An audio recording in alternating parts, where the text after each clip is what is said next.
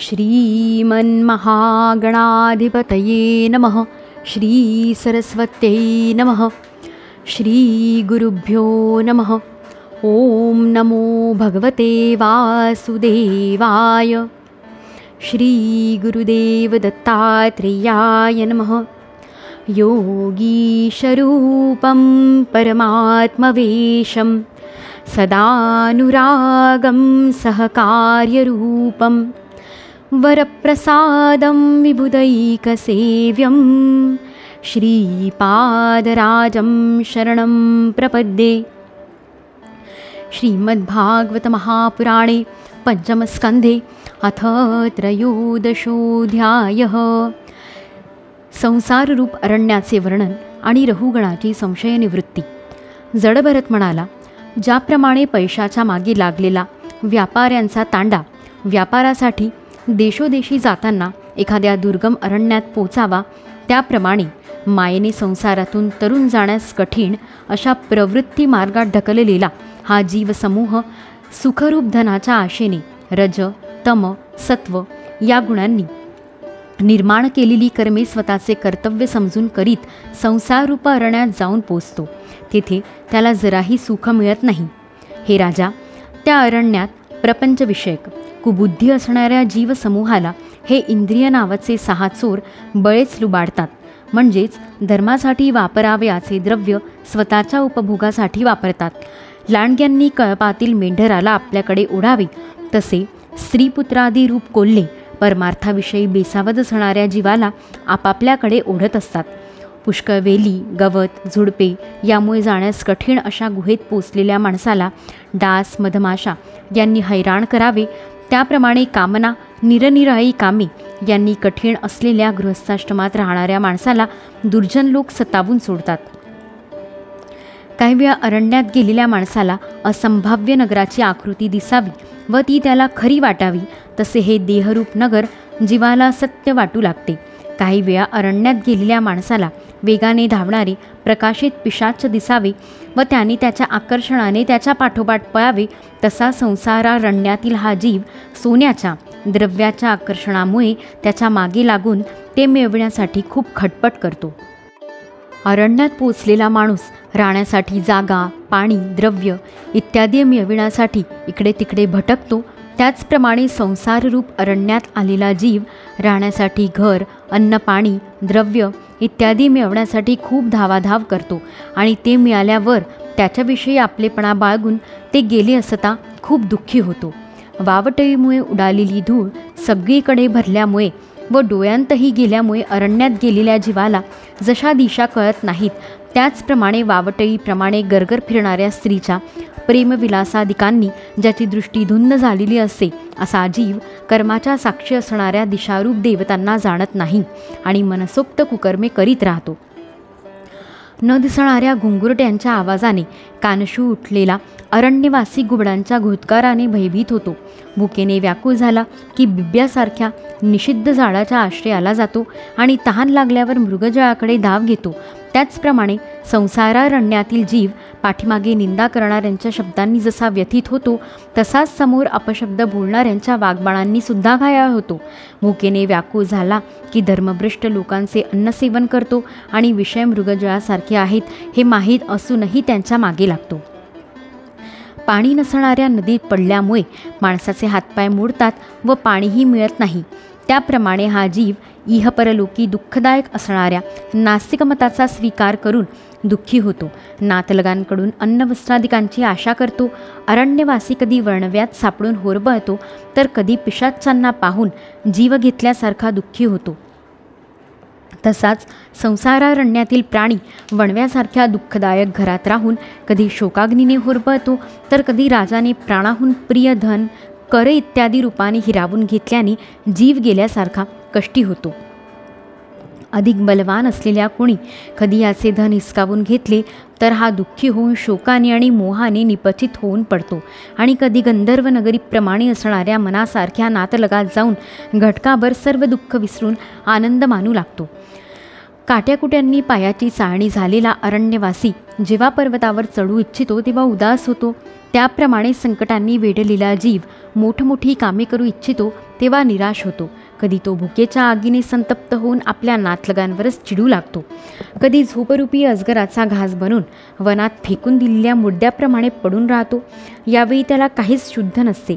कधी विषारी जंतू चावावे तसे दुष्ट याला पिडू लागतात. तेव्हा त्यांच्या विषारी वाघबाणांनी विवेकशून्य होऊन एखादा अंधाऱ्या विहिरीत पडावे. त्याप्रमाणे घोर दुःखमय अंधकारात शुद्ध बुद्ध हरपून पडून राहतो. कधी परस्त्री परधनरूप मधाच्या शोधात तो फिरतो. तेव्हा त्याचे मालकरूप मधमाशा याच्या नाकात दम आणतात आणि याचा सर्व अभिमान नष्ट होतो. अनेक संकटांचा सामना करून यदा कदाचित तो मध याला मिळाला तरी दुसरे लोक जबरदस्तीने त्याच्याकडून तो हिसकावून घेतात व पुन्हा त्यांच्याकडूनच इतरच तो हिसकावून घेतात. कधी थंडी, ऊन, वारा आणि पाऊस यांपासून आपले संरक्षण करण्यास तो असमर्थ होतो. कधी आपापसात थोडी देवघेव करतो. तेव्हा पैशाच्या लोभाने दुसऱ्यांना फसवून त्यांच्याशी वैर मांडतो. कधी कधी त्या संसारवनात याचे धन नष्ट होते. तेव्हा याच्याजवळ अंथरूण पांघरूण, आसन, घर आणि वाहनसुद्धा उरत नाही. तेव्हा तो दुसऱ्यांकडे याचना करतो आणि मागूनही दुसऱ्यांकडून इच्छित वस्तू मिळाली नाही की दुसऱ्याच्या वस्तूवर डोळा ठेवल्यामुळे तो त्यांच्याकडून अपमानित होतो.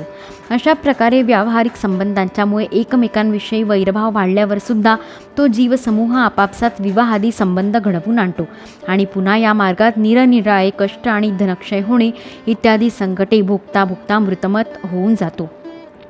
साथीदारांपैकी जे जे मृत्युमुखी पडतात त्यांना जिथल्या तिथे सोडून नवीन उत्पन्न झालेल्या साथीदारांना घेऊन तो जीवसमूह पुढे जातच राहतो.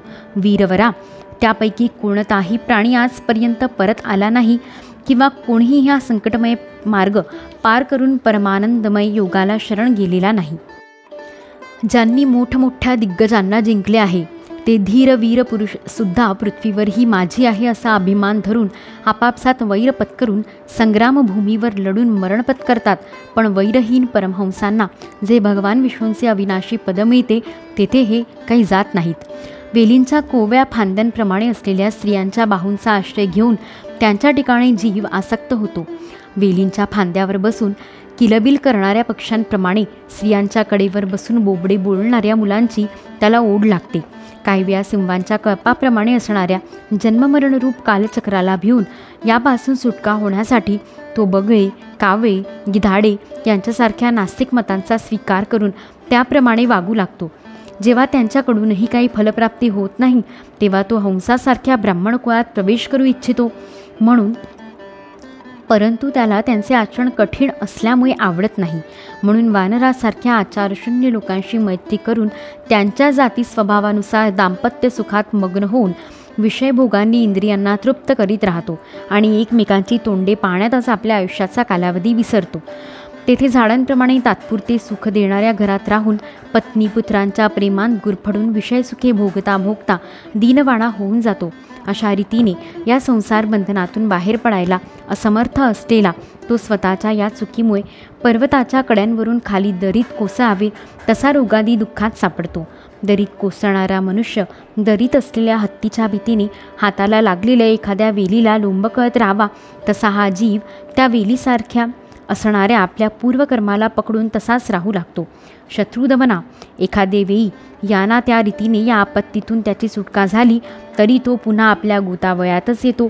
जो मनुष्य मायेच्या प्रेरणेने एक वेळ या प्रवृत्ती मार्गात येऊन पोचतो तो संसार चक्रात फिरत राहिल्याने शेवटपर्यंत त्याला आपल्या परमपुरुषार्थाचा पत्ता लागत नाही. रहुगणा, तू सुद्धा याच मार्गात भटकतो आहेस. म्हणून आता प्रजेला शिक्षा करणे सोडून सर्व प्राण्यांचा मित्र हो आणि विषयांबाबत अनासक्त होऊन भगवत सेवेने धारधार केलेल्या ज्ञानरूप खड्गाने हा संसार मार्ग पार कर. राजा म्हणाला, अहो, सर्व योनींमध्ये हा मनुष्य जन्म श्रेष्ठ आहे. इतर लोकांमध्ये प्राप्त होणाऱ्या देवादी उत्कृष्ट जन्मांचा सुद्धा काय लाभ. तिथे भगवान ऋषिकेशांच्या पवित्र यशाने शुद्ध अंतःकरण झालेल्या आपल्यासारख्या महात्म्यांचा अधिकाधिक सहवास लाभत नाही. आपल्या चरणकमळांच्या धुळीचे सेवन केल्याने ज्यांचे सर्व पापताप नाहीसे झाले आहेत त्या महानुभावांना भगवंतांची विशुद्ध भक्ती प्राप्त व्हावी यात काही आश्चर्य नाही. आपल्याशी 2 घटकात सहवास झाल्याने माझे सर्व कुतर्क मूलक अज्ञान नष्ट झाले आहे. ब्रह्मज्ञान प्राप्त झालेल्यांमध्ये जे वयोवृद्ध आहेत त्यांना नमस्कार असो, जे कुमार आहेत त्यांना नमस्कार असो, जे तरुण आहेत त्यांना नमस्कार असो, जी लहान मुले आहेत त्यांनाही नमस्कार असो, जे ब्रह्मज्ञानी ब्राह्मण अवधूत वेशाने पृथ्वीवर भ्रमण करतात त्यांच्यापासून आमच्यासारख्या ऐश्वर्याने उन्मत्त झालेल्या राजांचे कल्याण होवो. श्री शुक म्हणतात, उत्तरानंदना अशा प्रकारे त्या श्रेष्ठ प्रभावशाली ब्रह्मर्षीपुत्राने आपला अपमान करणाऱ्या सिंधुनरेश रहुगणाला सुद्धा अत्यंत करुणेने आत्मतत्वाचा उपदेश केला. तेव्हा रहुगणाने दीन होऊन त्यांना चरणांना वंदन केले. नंतर पूर्ण भरलेल्या समुद्राप्रमाणे ज्याच्या अंतःकरणातील इंद्रियांच्या लाटा शांत आहेत असा भरत तशाच स्थितीत पृथ्वीवर भ्रमण करू लागला.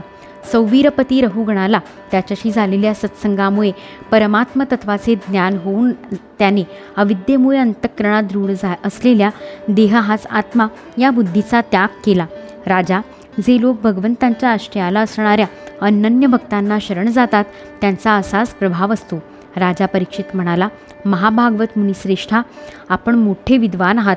आपण रूपकाच्या द्वारे अप्रत्यक्षपणे जीवाच्या ज्या संसाररूप मार्गाचे वर्णन केले आहे त्या विषयाची कल्पना विवेकी पुरुषांच्या बुद्धीने केली आहे. अल्पबुद्धीच्या मनुष्यांना याची सहजतेने कल्पना येऊ शकत नाही. म्हणून हा रूपकात्मक दुर्बोध विषय साध्या शब्दात स्पष्टीकरण करून सांगावा. अध्याय 13 समाप्त.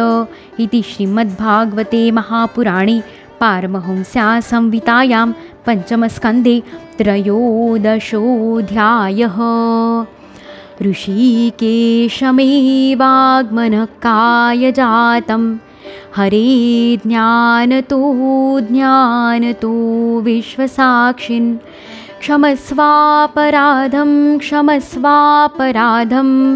क्षमस्वापराधं प्रभो क्लिन्नचित्त हृदयान्तरी वसेतु श्रीगुरुमाऊली वरदहस्तधर मम श्री तव प्रेमलाभो जन्मजन्मान्तरी उद्धारावे चैतन्यघन सद्गुरु श्रीहरिराया श्री सद्गुरु चरणारविन्दार्पणमस्तु.